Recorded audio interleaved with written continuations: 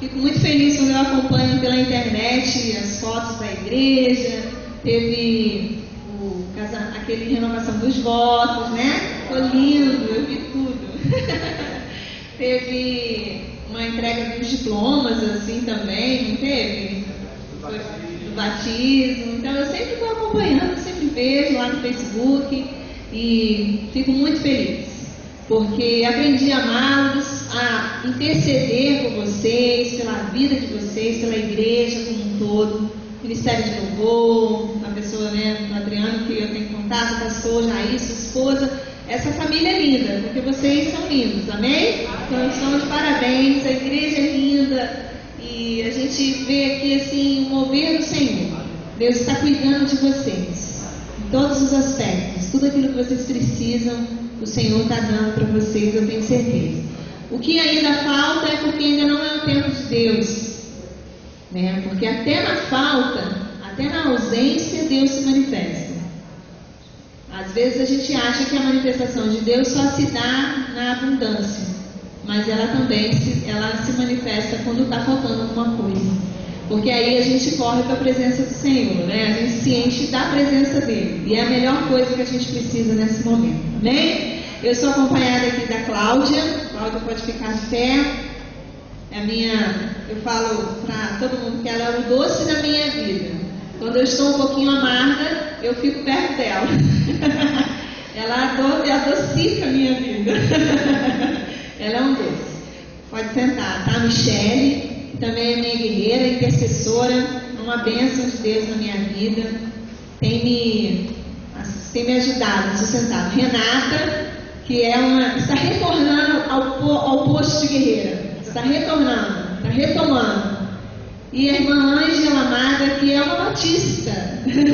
Nós somos congregacionais, mas aqui hoje eu trouxe uma amada irmã, que é a líder do Ministério de Louvor, da primeira batista de Vila Margarida, lá em Itaguaí. Igreja assim, grandona, igual essa, muito bonita, pastoreada por um homem de Deus, pastor Maurílio. E a igreja lá também é um referencial na cidade. E eu conheci a Ângela pela internet, pelo Facebook. Nos tornamos amigas pela internet. E começamos a compartilhar. E hoje a gente já compartilha coisas bem mais profundas, assim. Vida ministerial, lutas e pede oração. Eu oro por ela, ela ora por mim. E a amizade está se solidificando. Porque nesses momentos, é na angústia que a gente sabe que nasce o irmão. Amém? Deus abençoe sua vida. Abra sua Bíblia, meu amado, no livro de Atos, capítulo 18.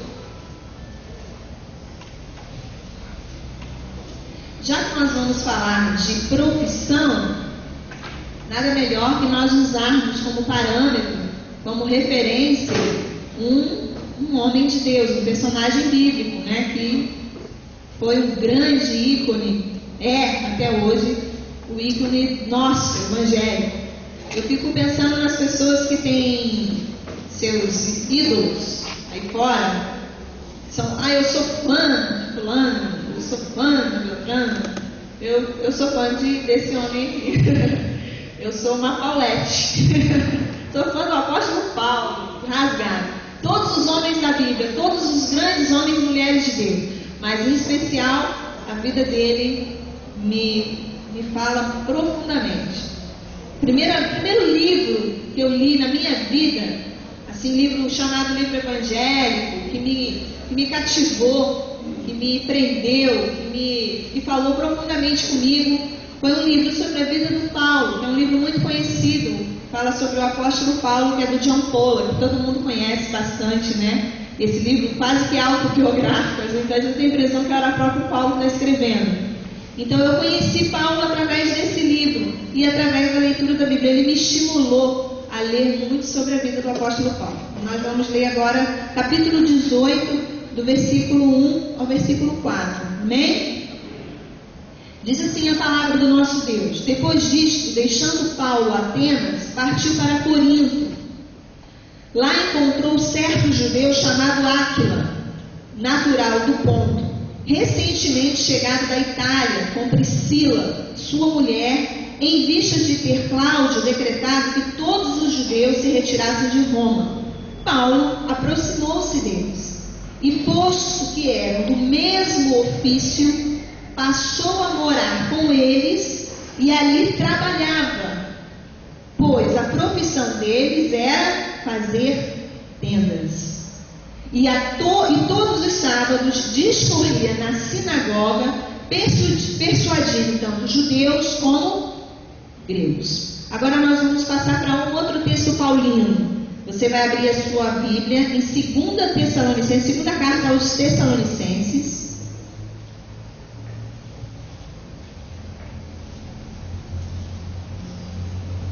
É estudo, né? A gente pode passear bastante na Bíblia. Não é pregação, vocês sabem, eu não sei pregar. É um estudo bíblico. Segunda carta de Paulo aos Tessalonicenses. Amém ou misericórdia? Amém. Capítulo 3.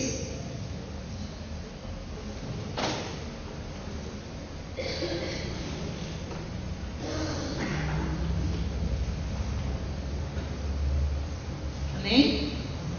Capítulo 3, a partir do versículo 6. Nós vos ordenamos, irmãos, em nome do Senhor Jesus Cristo, que vos aparteis de todo irmão que ande desordenadamente e não segundo a tradição que de nós recebeste. Pois vós mesmos estáis cientes do modo por que vos convém imitar-nos, visto que nunca nos portamos desordenadamente entre vós, nem jamais comemos pão à custa de outrem, pelo contrário, em labor e fadiga, de noite e de dia, trabalhamos a fim de não sermos pesados a nenhum de vós, não porque não tivéssemos esse direito, mas por termos em vista oferecer-vos exemplos em nós mesmos, para nos imitardes. Porque quando ainda convosco vos ordenamos isto, se alguém não quer trabalhar, também não coma, pois de fato estamos informados de que entre vós há pessoas que andam desordenadamente, não trabalhando, antes se intrometem na vida alheia. A elas, porém, determinamos e exortamos no Senhor Jesus Cristo que, trabalhando tranquilamente, o que diz o texto? Comam o seu próprio pão. E vós, irmãos, não vos canseis de fazer o bem. Se tem um texto na Bíblia que eu gosto muito, é esse. Particularmente, gosto muito das cartas de Paulo, dos escritos do apóstolo Paulo.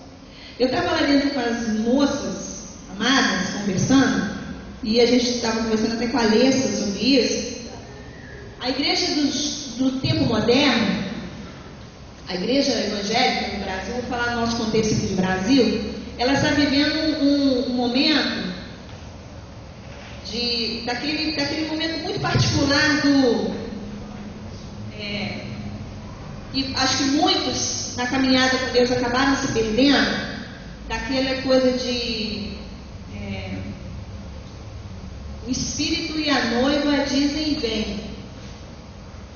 Nós estamos nos preparando para sermos levados para a boda do Cordeiro, amém? Amém? Eu sinto isso no meu espírito. E eu vejo que da parte do Espírito Santo de Deus, Ele está limpando a sua igreja, Ele está ensinando e Ele está despertando uma igreja dentro de uma igreja. E nesse processo de despertamento, Deus está nos levando de novo à Bíblia. Há um movimento muito grande, não tão grande, pequeno ainda, mas eu creio que vai ser grande, de um povo de Deus que esteja muito sedento de ouvir o que a Bíblia tem a dizer, do que a palavra de Deus tem a dizer. Por quê? Porque de muitos anos para cá, de umas décadas para cá, esse movimento moderno, esse pós-modernismo, esse crescimento tecnológico imenso que nós estamos experimentando, afastou muito as pessoas daquilo que a palavra de Deus ensina. A maioria dos evangélicos hoje, a grande maioria dos evangélicos hoje, modernos, vamos dizer assim, desconhecem princípios elementares da palavra de Deus. Eu digo sempre que as pessoas não estão mastigando a Bíblia. Alguém mastiga para elas e elas comem, elas deglutem. Aquilo desce como se o bolo alimentar já estivesse pronto, né? A pessoa passa para ela e ela... Aquilo não é ruminado, aquilo não é estudado, aquilo não há reflexão, não há curiosidade, não há investimento de tempo para se estudar ou sequer para se procurar saber o que Deus diz a respeito de determinado assunto. Durante muitos anos, e nós estamos vivendo esse fenômeno, as pessoas estão muito preocupadas com o que fulano acha. Nós temos grandes ícones dentro do ambiente evangélico. Nós temos também grandes ícones, grandes pensadores do mundo aí fora. E as pessoas sempre sabem o que fulano pensa, o que fulano acha, o que fulano defende. Mas poucos sabem o que a Bíblia, a palavra de Deus, diz a respeito de um determinado assunto. E esse assunto nós vamos estudar agora. O que Deus pensa a respeito do trabalho, a respeito da vida profissional. Talvez a necessidade de se voltar, desse retorno à palavra de Deus, seja para conhecer muitas coisas, muitas respostas que Deus tem para nós e que a gente acha que a palavra de Deus não tem. Passamos, vivemos, vamos caminhando por dentro da nossa vida cristã sem sequer conhecer aquilo que Deus pensa a respeito daquele determinado assunto. E conhecer a Deus é natural. Conhecer a sua palavra, é ela que nos revela a Deus, amém? Não podemos adorar um Deus desconhecido, isso é idolatria. Tanto é idolatria que quando Paulo encontra com aquele povo lá, ele fala para eles: vocês estão adorando um Deus desconhecido, vocês precisam saber quem ele é, porque senão vocês não vão chegar a lugar nenhum. E eu, para adorar meu Deus, eu conheço Deus, eu tenho que conhecer, eu me relaciono com Ele. Então essa é a importância. O que Deus está falando? O que a Bíblia ensina sobre determinados assuntos? Vocês estão vendo. Olha que coisa maravilhosa. Vocês estão conhecendo o que a Bíblia fala sobre a questão das finanças. A visão correta bíblica sobre o dinheiro, sobre como se relacionar com o dinheiro. A coisa está tão desvingolada por aí que hoje nós temos uma nova profissão no mercado. Nós temos os educadores financeiros. Você que já ouviu falar nisso? São os chamados educadores financeiros, pessoas, economistas ou administradores que fazem alguma pós-graduação, algum curso em alguma coisa, para ensinarem as pessoas a como administrarem seu dinheiro, sua vida financeira. Olha, faça isso, cuidado com o cartão de crédito. Tamanha necessidade de hoje. Aí vocês estão estudando sobre a profissão, vão estudar sobre a questão da administração do tempo. Dizem por aí que tempo é uma questão de conveniência, é verdade? Quando eu quero, eu arranjo tempo. Quando eu não quero, o tempo some. Vai estudar sobre o corpo, a mordomia em relação ao meu corpo, a saúde, cuidado. Eu tenho responsabilidade, sou o templo do Espírito Santo de Deus. Minha pressão está alta, meu colesterol como é que anda? Eu faço check-up, eu me alimento direito, eu faço atividade física.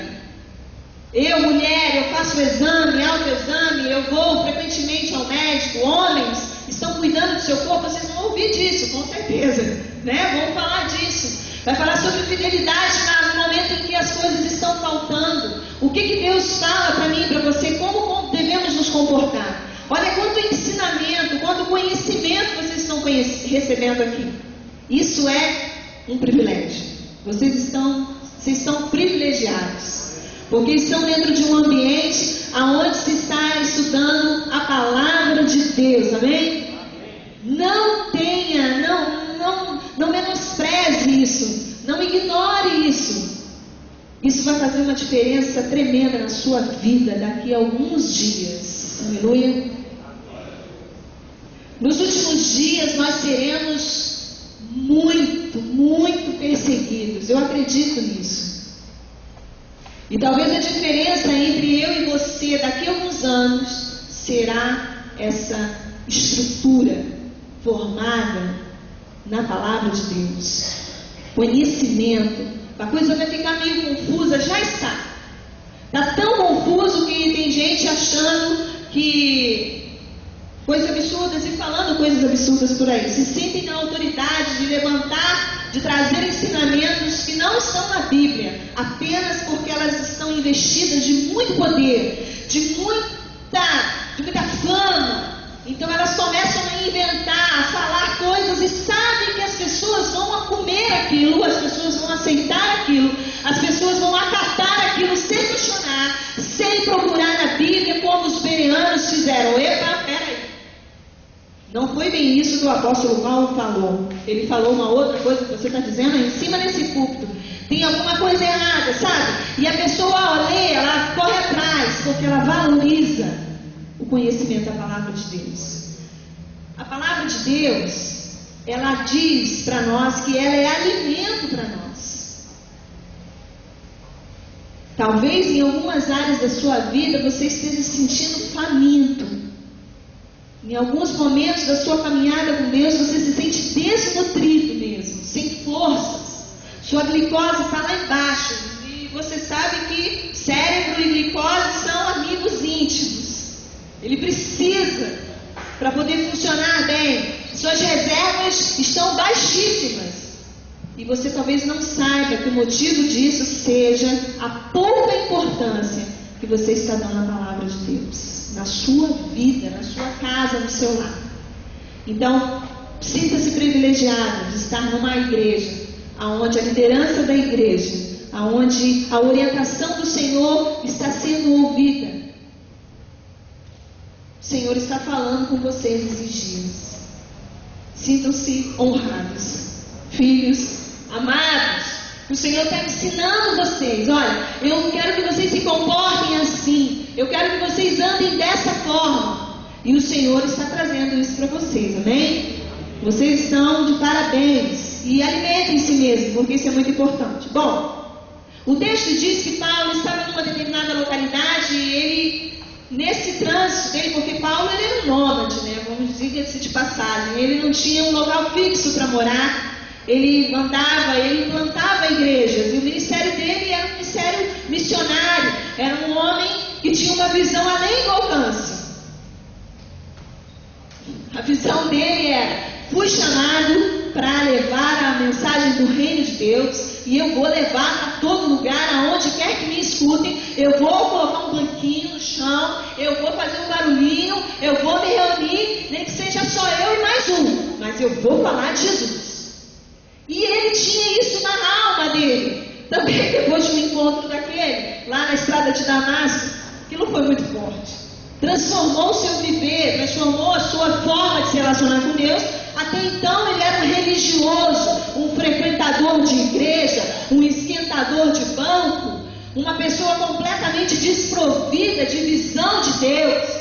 Mas naquele encontro em Damasco, ele recebe a visão correta de Deus, sobre quem ele é diante de Deus. E talvez essa seja o grande desafio de Deus comigo e com você hoje: implantar em nós essa visão do que é que Deus quer, quais os propósitos de Deus, quais são os planos de Deus. Eu sou um quê? Uma folha no vento. Quem é minha família? Quem nós somos? A gente está aqui largado, abandonado? Não, nós temos um propósito. Deus faz tudo muito organizado. Deus faz tudo muito de forma sistemática. Ele começa, ele faz e ele termina. Não é como eu e você, desorganizado, que começa a faxina da casa na cozinha, termina no banheiro, passa pela sala. Deus tem um propósito em todo o seu mover na história da humanidade. A prova disso é a volta, é a crucificação do seu filho na cruz do Calvário. A palavra de Deus diz que antes da fundação do mundo, ele já tinha estabelecido que isso ia acontecer.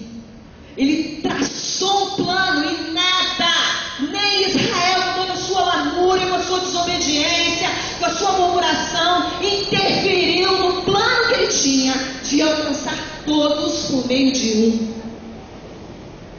E esse é o propósito de Deus para nós. Então Paulo, ele tinha essa visão de que aonde ele chegasse, chegava junto com ele o reino de Deus. Estou na fila do banco, o reino de Deus está ali.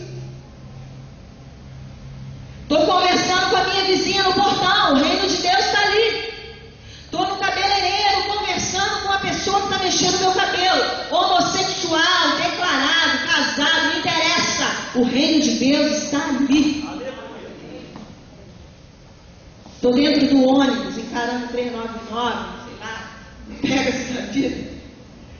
O reino de Deus está ali. Eu estou tão apertado que se eu mexer o braço, eu dou uma cotovelada em alguém e o cara desmaia. O reino de Deus está ali, porque eu estou ali. Essa é a visão. Paulo tinha essa visão. Ele sabia corretamente como se portar, como se movimentar dentro do reino de Deus. A responsabilidade que estava sobre os seus ombros. Para ele, ganhar uma alma era parir um filho. Ele comparou a isso. Suas entranhas doíam. Ele sentia toda aquela dor de carregar nos braços aquela pessoa, de que caía, desanimava, e ele pegava de novo. Não, meu filho, vamos que vamos. Larga o pecado e vamos. Essa era a visão dele. Só que paralelo a isso, Paulo tinha uma profissão. Ele não nasceu crente. Ele não nasceu Paulo, ele nasceu Saulo. E na sua formação, ele recebeu como herança da sua família uma coisa maravilhosa, que foi a profissão. Ele fazia tendas, no grego é skinopoiá, significa fazedor de tendas, ou aquele que mexe com couro. E ele fazia isso, e ele vivia disso. Era a renda dele, era o tutu, o mônei, a plata, a bufufa de Paulo. Ele era um rabino. A tradição daquela época dizia que os rabinos não receberiam nenhum tipo de ordenado salarial pelos seus ensinamentos. Uma linha dentro das duas grandes maiores escolas de rabinos da época, permitia que o rabino recebesse algum benefício dos ensinamentos, recebesse dos seus discípulos. Mas Paulo não fazia parte dessa linha. Então ele não recebia, ele não vivia do seu ministério, vamos dizer assim, como implantador de igrejas. Ele recebia do quê? Da sua vida profissional. Ele dá provas cabais, diz em vários textos, esse que nós lemos aqui de 2 Tessalonicenses, ele diz que tinha esse direito de receber, mas ele vivia das ofertas que ele recebia. Ele recebia grandes ofertas. E essas ofertas é que sustentavam ele no campo, junto com a sua missão. Mas nem sempre a sua vida profissional, os seus rendimentos, o seu salário ali, na hora, como autônomo, de fazer uma tenda, dava condições a ele de ter todas as suas necessidades supridas. Tanto é que ele mesmo disse, aquele texto clássico que eu e você já conhecemos, sei estar o quê? Contente. Gosto dessa versão, contente. Em qualquer situação. Tanto sem estar abatido, como? Tanto sem ter abundância, como escassez. Ele transitava de um lado para o outro com muita facilidade. Na verdade, quando ele fala isso, ele já tem aí um tempinho de crédito. Ele já tinha tomado umas boas pancadas aí na sua caminhada com Deus. Então, quando ele consegue falar esse texto aí, quase 12 anos, vamos dizer, de conversão, ele pode falar alguma dessas coisas. Ele já tinha uma história atrás dele. A grande pergunta é: eu tenho que unir as duas coisas? Eu posso unir? Eu posso ao mesmo tempo cumprir o meu chamado enquanto Del, meu chamado ministerial, serva de Deus, instrumento e ferramenta de Deus, a minha vida profissional? Tem condições? Existem condições para que isso aconteça? Isso, segunda pergunta, isso está acontecendo? A primeira pergunta é: há condições para isso? Você acredita que tem condições? Quem concorda comigo? Quem acredita? Você acha que há condições de você unir o útil ao agradável?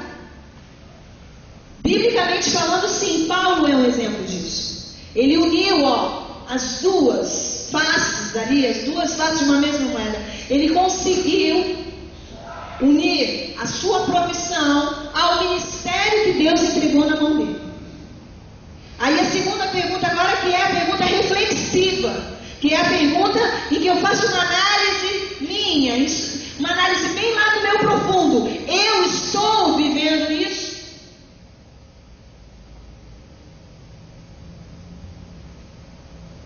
O meu local de emprego é uma agência do reino de Deus? É uma sucursal do céu? É uma filial do céu?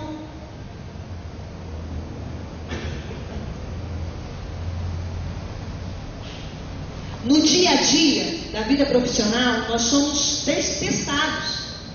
Não tem como eu ser um servo de Deus em casa e quando eu chegar no meu local de trabalho, eu ser um fulano de tal, número tal, matrícula tal. Colocar um crachá, vestir uma roupa, sei lá, um uniforme, sei lá, como é que é o nome daquele negócio que você usa lá? Jaleco. Eu sou da faculdade de enfermagem, esqueci o nome do negócio. Você não pode viver duas vidas. Um personagem aqui e o outro ali. O chamado para Deus, para nós, e através desse texto de Paulo nós vemos, é que o chamado é para responsabilidade para com o trabalho, para com a profissão. Quando eu me coloco na mão de Deus, eu recebo de Deus um chamado de Deus, na sua obra, na expansão do seu reino.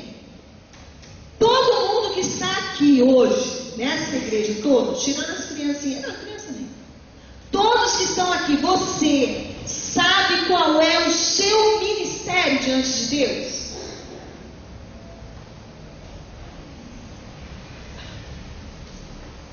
Alguém já chegou para você e falou assim: fulano, você não tem ministério.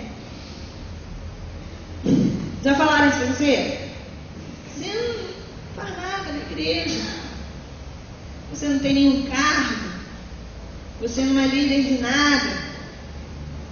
Você tem... Qual o seu ministério, fulano? O que você faz na igreja? Já ouviu isso? Quem já ouviu isso? Pode levantar a mão, não tem vergonha não. Eu já ouvi. Ou então, eu falo assim, o que fulano está fazendo aqui nesse ministério, não é? O que a pessoa está fazendo aqui? Eu já escutei como líder, nós como líderes, a gente sempre escuta uma velha canção. Pastor, eu não sei fazer nada. Eu não tenho ministério não. Eu não sei qual é o meu talento. Eu não sei qual é o meu dom, pastora. Eu não tenho nada, eu não sei fazer, eu não sei. Eu não sei, estou assim, sabe? Eu não conheço ninguém, eu conheço as pessoas, mas eu não sei falar. Já viu essa? Eu não sei falar? Essa é clássica. Eu não sei falar.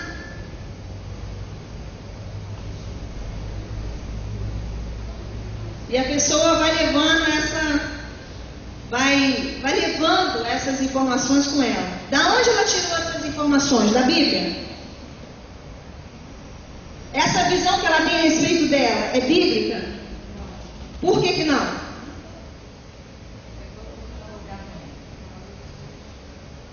Todo mundo tem o quê? O que todo mundo tem? Deus, a palavra de Paulo escrevendo na Efésios diz que quando Deus levou cativo o cativeiro, Ele fez o quê? Ele deu dons a quem? A Adel, pastor Jair, Adriano. O que ele fez?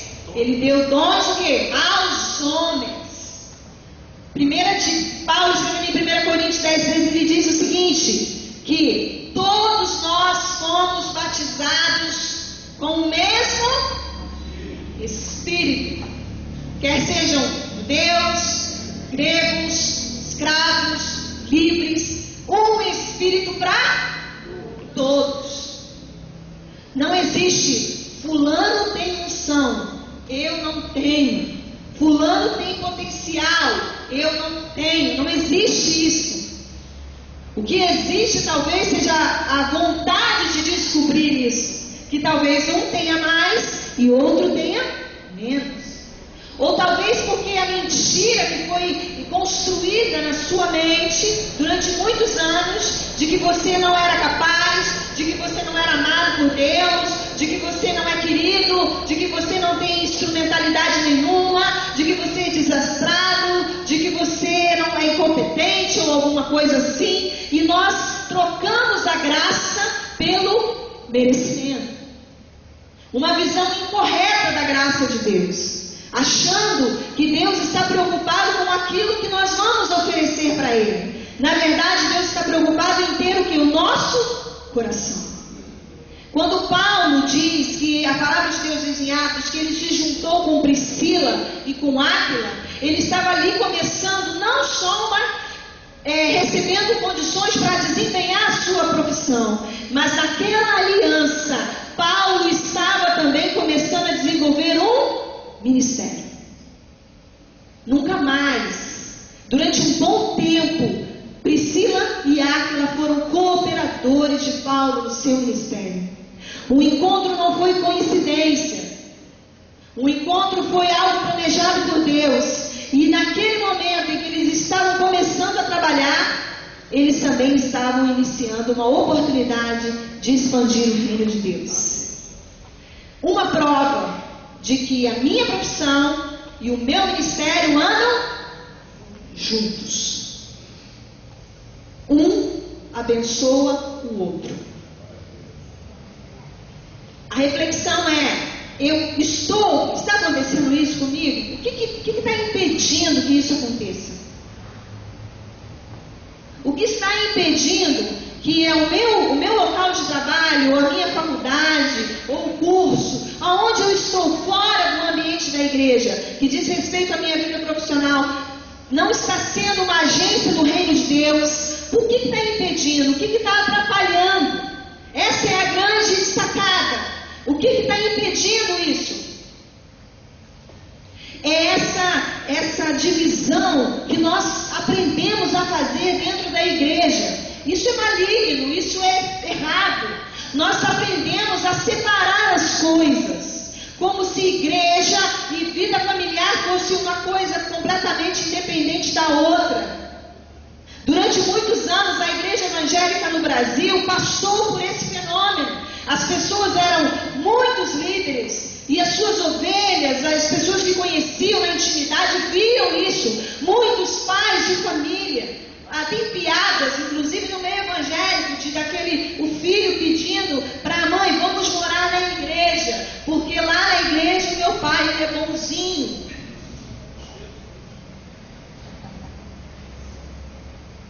Nós aprendemos durante muitos anos a separar uma coisa da outra, como se a igreja fosse um lugar à parte. Eu venho aqui e quando eu entro nessas portas, de repente eu fico santo. De repente tudo muda, de repente eu fico perfeito. E quando você volta para a realidade, aí é outra coisa. É uma outra pessoa, com outros sentimentos, sem paciência, sem benevolência, sem compaixão pelo pecador, completamente desligada daquilo que Deus quer fazer na vida dela.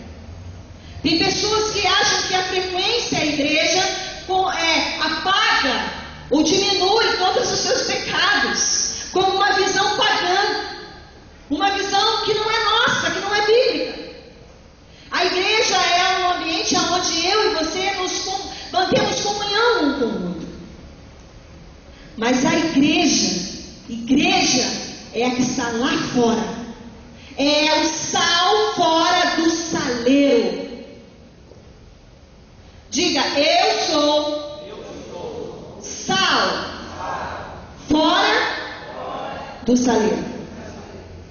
O sal, ele só é sal enquanto ele está lá dentro. Se ele estiver lá dentro do potinho, ele é sal. Ele tem alguma função? Ele só vai se efetivar como sal no momento em que eu pegar o pote e virar ele aonde? Sobre o alimento. Quando eu misturar ele. Então, igreja, essas 4 paredes, essa visão do templo, isso aqui é para mim e para você. Nós mantemos comunhão. vocês estão recebendo. Sermos edificados, consolados, exortados. É nesse ambiente aqui. Somos quase aqui, é um treinamento intensivo. Mas a nossa ação, o nosso foco, o nosso alvo é lá fora. Igreja para fora. É lá fora que está o homossexual que tem que vir aqui para dentro. É lá fora que está o dependente químico. É lá fora que está a piriguete. Agora tem que falar delas. É moderno. Que é uma classificação nova que chegou, né? É lá fora que nós temos que buscar os jovens frequentadores de baile funk.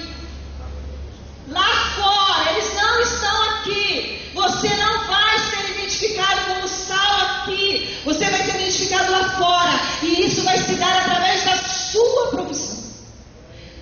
Daquilo que Deus te deu, os talentos naturais que você recebeu. Dos dons que Ele te deu, espirituais, atrelados ao seu talento natural. Eu tenho uma dificuldade incrível com obra, com coisinha.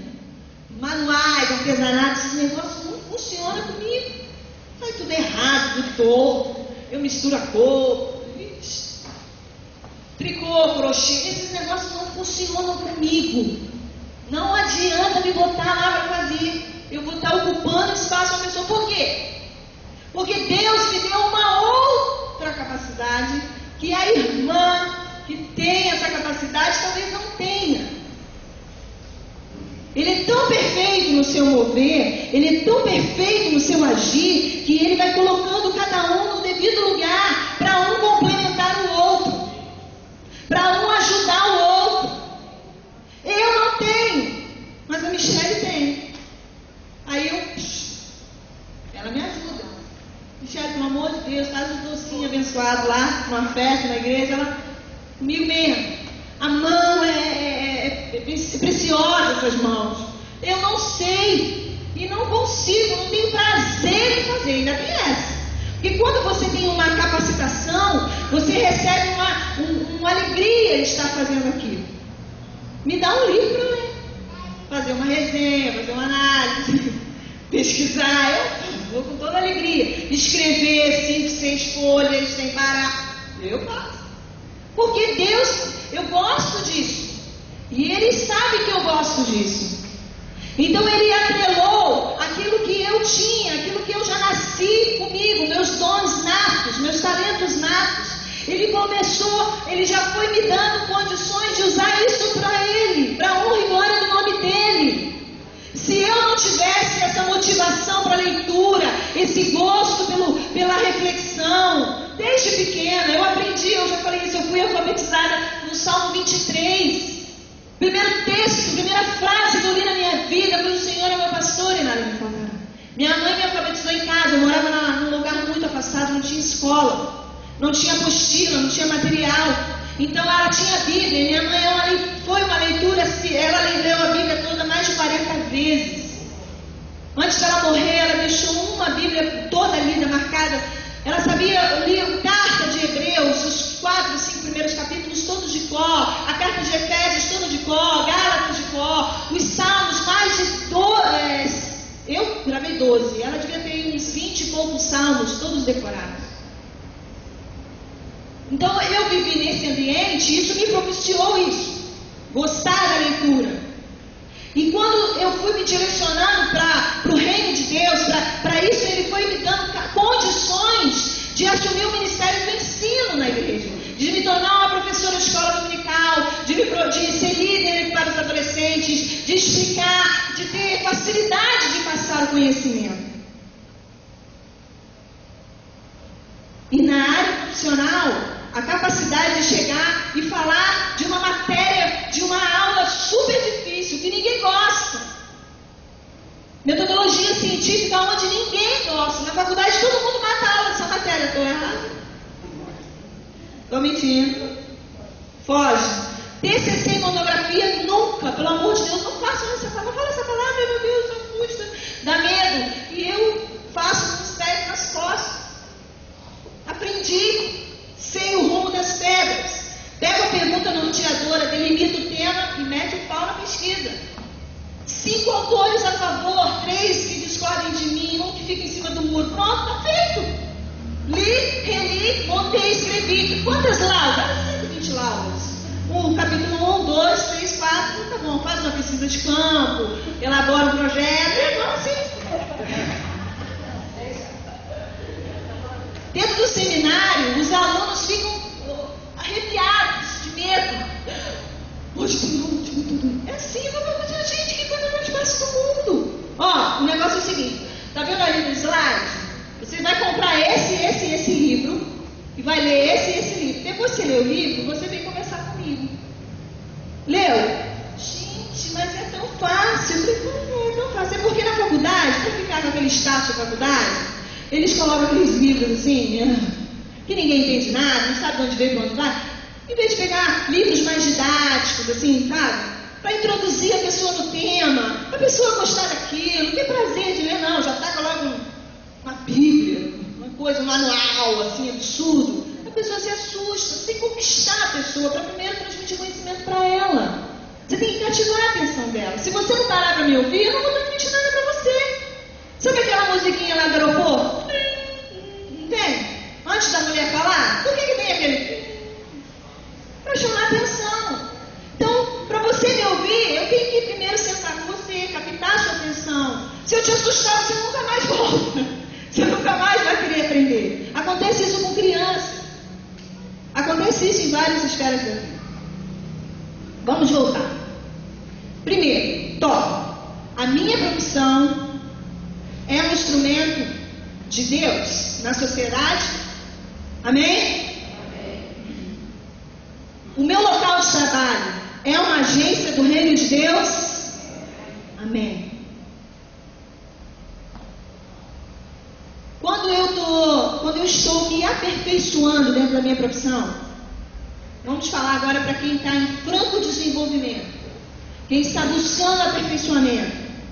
Quando você faz uma faculdade, termina 4 anos. Depois você fala, vou fazer uma especialização, uma pós. 2 anos, 1 ano, não sei, dependendo da área. Vou fazer agora eu quero partir mais para cima, vou fazer um mestrado na área. Vou fazer mais alguma coisa, vou fazer um doutorado na área. Isso que você está fazendo está diretamente glorificando a Deus? Ou você está buscando glória para você? Essa é bom, hein? Essa pergunta é boa. Responda. Você está glorificando a Deus ou você está buscando glória para você? Pode falar. Glorificando a Deus. Adriana? Glorificando a Deus. Glorificando a Deus. Quando o foco é Deus e o chamado de Deus para você, quando você recebe essa visão daquilo que você pode ser diante de Deus, tudo que você fizer, tudo que você melhorar, tudo aquilo que você merece, quanto mais você se capacitar, melhor instrumento você será. Isso é uma mentira que predominou muitos anos dentro da igreja evangélica. Que o conhecimento, o estudo, que a pesquisa, que se intelectualizar, iria fazer o que com você? Iria te afastar de Deus. Isso acontece com aquele que não tem a convicção de quem ele é no reino de Deus. Amém? Você tem convicção de quem é você no reino de Deus? Tem, amado? Então dá uma glória a Deus.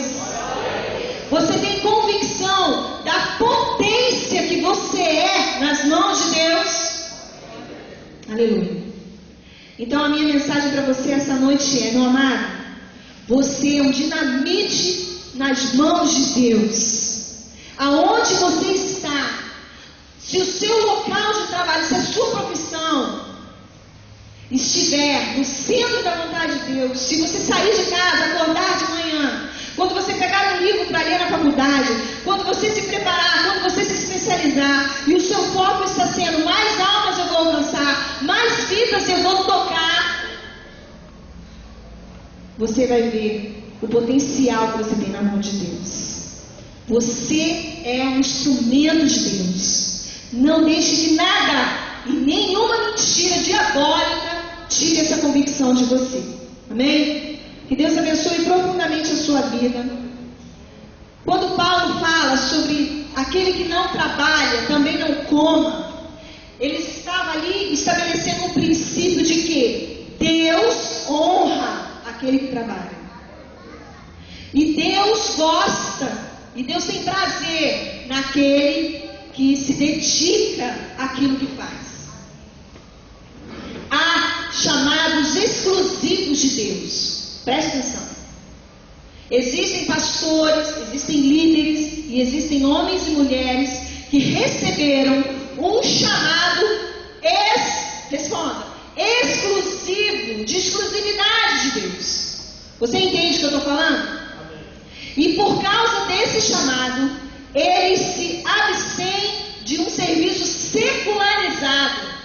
Mas isso é entre Deus e a pessoa. Muito particular. E eu tenho exemplos, nós temos exemplos disso também na palavra de Deus. Há chamados específicos para algumas pessoas. Por exemplo, um missionário, o Igor, lá de Itaguaí, ele era assistente administrativo na CSN, lá em Itaguaí, no Porto. Deus, num dia, o chama para missões. E ele vai para onde? Para o Nepal. Abriu mão, ele fez primeira escola. Primeiro ele fez a escola, CPMDT, 2 anos. Voltou, mas ele ficou deslocado. Ele não conseguia voltar à rotina da vida lá no seu emprego. E ele sabia por que estava acontecendo isso. Deus estava soltando todas as amarras da vida do Igor, porque Deus o chamou para ir para o Nepal. Você quer ir no Nepal? Eu não quero não. É um mover muito específico no coração do Igor. E o Igor está no Nepal, ele não está trabalhando lá, porque lá não exigiu visto profissional. Existem alguns países que exigem, ele não exigiram visto. Ele está evangelizando, trabalhando com vidas e cuidando daqueles que estão se convertendo, aprendendo a cultura, aprendendo a língua. Leva muitos anos. O processo de se adequar àquela cultura é muito trabalhoso. Amém? Vocês entenderam? Mas isso não dá a ele essa visão de que vou viver na boa vida. Muito pelo contrário.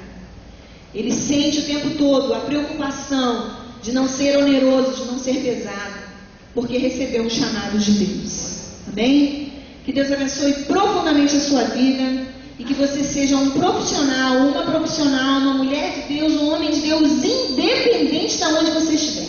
Se você é um porteiro de um prédio, se você é uma diarista, se você é um caixa de supermercado, trabalha no banco, se você é um escriturário, um assistente administrativo, uma psicóloga, uma psicopedagoga, uma professora, uma diretora, aonde você estiver, sinta-se revestido do poder de Deus. Amém? E faça daquele lugarzinho ali um local de bênção para muitas outras vidas em nome de Jesus.